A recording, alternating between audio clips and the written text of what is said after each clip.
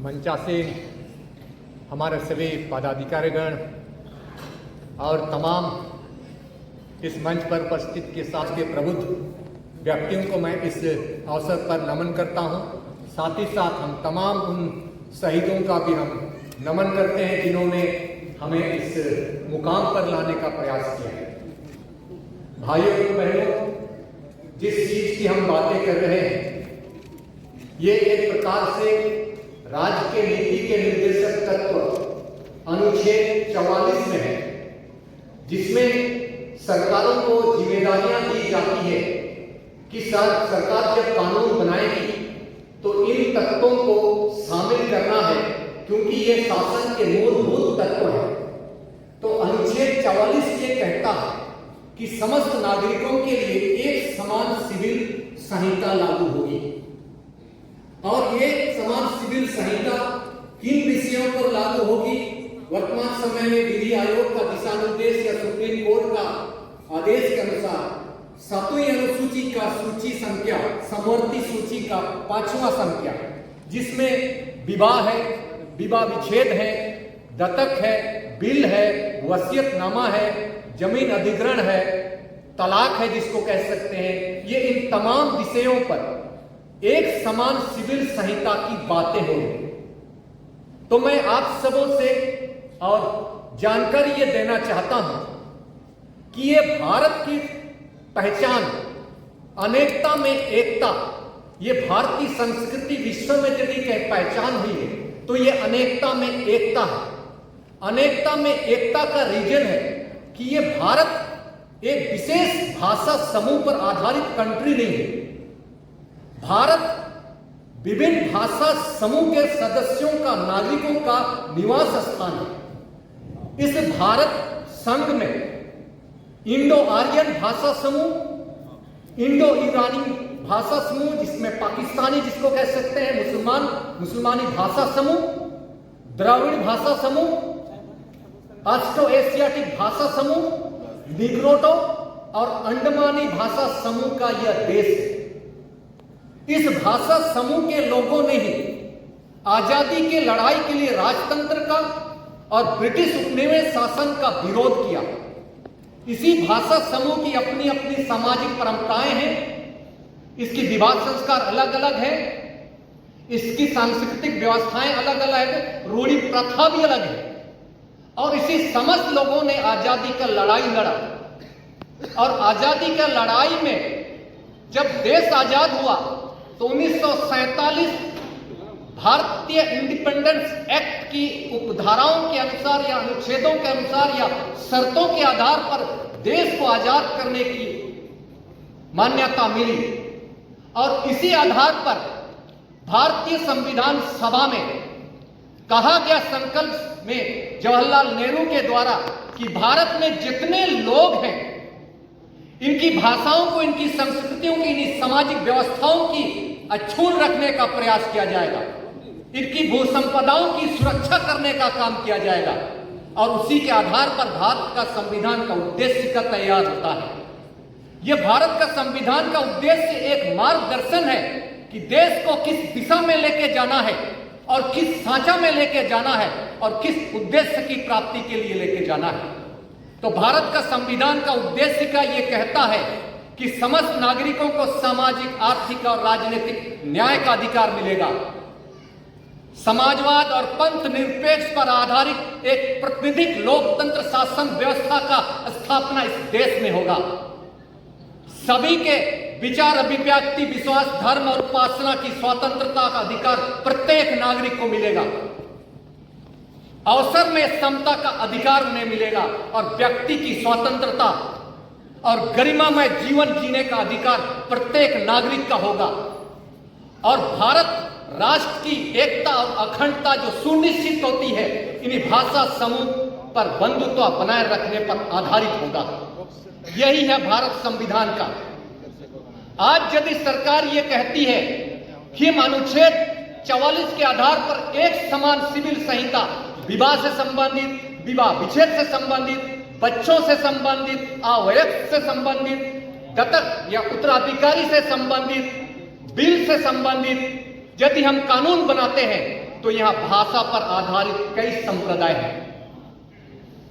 विधि के समझ समता की जब बात आती है तो वहां उच्चतम न्यायालय ने भी कहा कि एक समान संहिता समान परिस्थितियों में और समान व्यक्तियों के ऊपर लागू होता है, ना कि असमान परिस्थितियों में रहने वाले जो आर्थिक रूप से अक्षम है, आर्थिक रूप से कोई मजबूत है, कोई गरीब है, कोई मजदूर है, कोई शोषित है, इन सबके समान एक समान सिविल संहिता यह भी नहीं हो सकता है, क्योंकि असमान परिस्थितियों में समान संहिता लागू नहीं हो सकता है।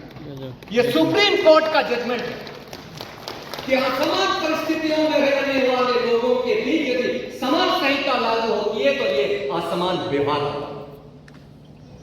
तो भाइयों एवं बहनों, असमान परिस्थितियों के संदर्भ में जितनी हम बातें कहते हैं और सिविल संहिता जो 44 धारा की जो बातें हैं, अनुच्छेदों की जब बातें आती है, सबको आप सबों को पता हो गया होगा कि भारत कई संप्रदाय, कई धार्मिक संस्थाओं, कई सामाजिक रूढ़ि प्रथाओं पर आधारित देश है और सबकी जिम्मेदारी होती है सरकार की, सबको समान अधिकार मिलना चाहिए।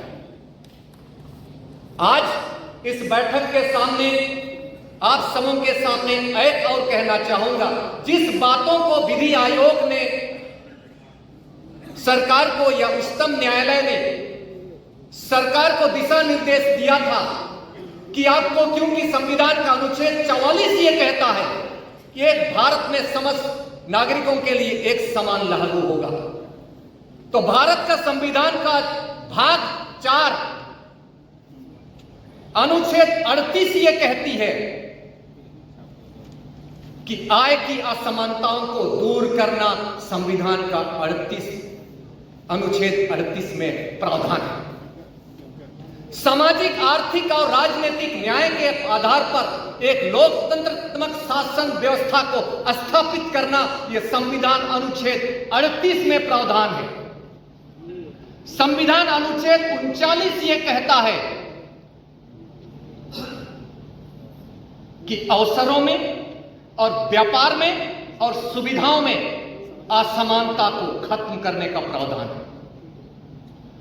39 ये भी कहता है कि जब आर्थिक नीतियां इस देश में बनेगी तो सार्वजनिक हिताय के आधार पर सर्वसाधारण अहित कर नहीं होगा। संविधान अनुच्छेद 40 ये कहता है कि पंचायतों में या ग्राम सभाओं में स्वशासन का अधिकार का प्रावधान है आपका 40। संविधान का अनुच्छेद 46 ये कहता है जहां अनुसूचित जातियां हैं, जहां अनुसूचित जनजातियां हैं और दुर्बल वर्ग हैं, उनके शिक्षा और आर्थिक व्यवस्था पर विशेष सावधानी से कानून बनाई जाएगी और सामाजिक अन्याय से और सभी प्रकार के शोषण से इन समाज के लोगों को बचाने का प्रावधान अनुच्छेद 46 करता है। अनुच्छेद 48 ये कहता है कि कृषि और पशुपालन को वैज्ञानिक तरीके से विकसित करने का प्रावधान करता है और 48 खंड ए पर्यावरण को संरक्षण करने का प्रावधान करता है। तो सुप्रीम कोर्ट और विधि आयोग, इस मंच के माध्यम से मैं आप सबों के सामने ये कहना चाहूंगा, आग्रह करना चाहूंगा, जब 44 की धारा अनुच्छेद के तहत जब आप बात करते हैं कि समस्त नागरिकों के लिए एक समान सिविल संहिता लागू होती है, तो बाकी संविधान का भाग 4 का अनुच्छेद जो 38 से लेकर 51 तक है, इसमें एक समान सिविल संहिता की बातें क्यों नहीं करती है विधि आयोग और उच्चतम न्यायालय? क्यों नहीं कहती है? एक ही बात पर कहती है कि एक समान सिविल संहिता अनुच्छेद 44 पर होगा और यह हवाला देते हैं कि देश के विभिन्न कंट्रीज में अंतर्राष्ट्रीय मंच पर एक समान सिविल संहिता है। अमेरिका का उदाहरण देते हैं, पाकिस्तान का उदाहरण देते हैं, तुर्क का उदाहरण देते हैं, इंडोनेशिया का उदाहरण देते हैं, सूडान, मिस्र, इनका उदाहरण देते हैं। क्या इन्हें मालूम है कि तुर्क में एक भाषा समूह के लोगों का निवास स्थान है? अमेरिका में पूंजीवाद पर शासन व्यवस्था स्थापित लोकतंत्र है।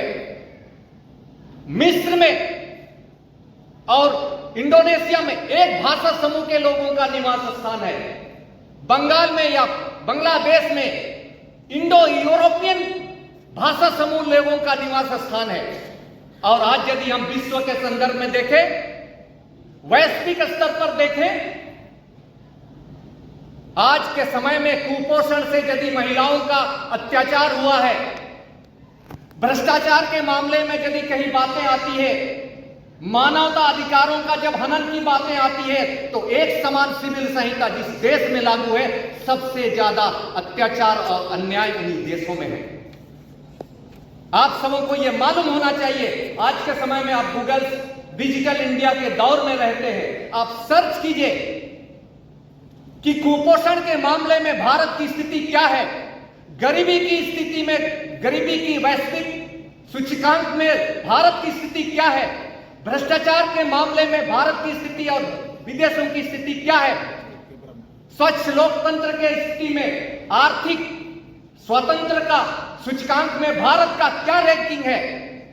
आपको पता चलेगा कि देश, हमारा देश विश्व के कई विकसित देशों से सबसे पिछड़े स्थिति में है। क्यों?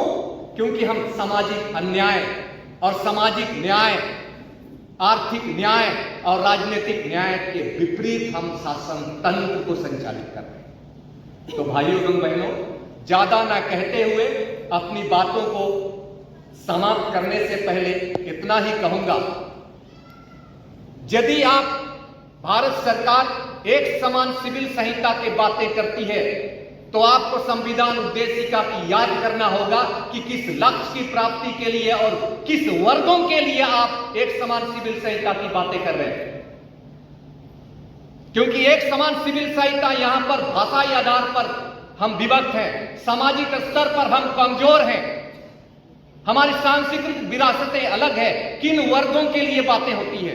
यहां वर्ण व्यवस्था है, यहां पर मनोस्मृति पर आधारित नियम कानून लागू है, यहां कहीं दहेज प्रथाएं हैं, यहां भ्रूण हत्याएं हैं, यहां पर महिला उत्पीड़न है। अब किन वर्गों के लिए और किस लक्ष्य की प्राप्ति के लिए लगा? अंतिम समय में एक समान सिविल संहिता यदि लागू होने की बात होती है, तो सुप्रीम कोर्ट ने केशव चंद्र भारती बनाम भारत संघ में एक जजमेंट आया था सुप्रीम कोर्ट का कि आधारिक लक्षणों का उल्लंघन कर इस देश पर कोई कानून नहीं बनेगा। मौलिक अधिकारों को न्यून करने वाली कोई कानून, कोई संसद या कोई विधानमंडल कानून नहीं बनाएगी। जो संविधान आर्टिकल 13(2) ये कहता है कि राज्य ऐसे कोई कानून नहीं बनाएगी जो इस भाग द्वारा प्रदत्त अधिकारों को छीनती है या न्यून करती है। आज यदि एक समान सिविल संहिता की बातें आती हैं, तो हमारी जो विधि के समक्ष क्षमता का है, जिसमें पहले भी मैंने कहा था, समान परिस्थितियों में समान लोगों के लिए एक समान सिविल संहिता लागू होती है, ना कि असमान व्यक्तियों के लिए। अंतिम समय में जो हमारी अनुच्छेद 25 और 26 धर्म की स्वतंत्रता और धार्मिक क्रियाकलापों की स्वतंत्रता का हमें अधिकार है, हमारी भाषा, लिपि और संस्कृति को बचाए रखने की अधिकार हमें देता है कि हम किस प्रकार अपनी विवाह संस्कार करें, किस प्रकार जन्म मरण संस्कार का हमारा होगा, ये हमें अधिकार देता है हमारा संविधान। यदि एक समान सिविल संहिता लागू होता है, तो ये तीनों के तीनों मौलिक अधिकारों का हनन होता है। हम अपनी परंपराओं से, अपनी विरासतों से हम बेदखल हैं। इसीलिए हम इस मंच के माध्यम से आप सबों के सामने इतने लंबे बातों को रखा, ताकि आप क्लियर हो कि एक समान सिविल संहिता की बातें किन वर्गों के लिए और किस लक्ष्य की प्राप्ति के लिए, हमें संविधान उद्देशिका की प्राप्ति के लिए ही करना है। तो भाइयों एवं बहनों, आप सबों ने हमारी बातों को ध्यानपूर्वक सुने।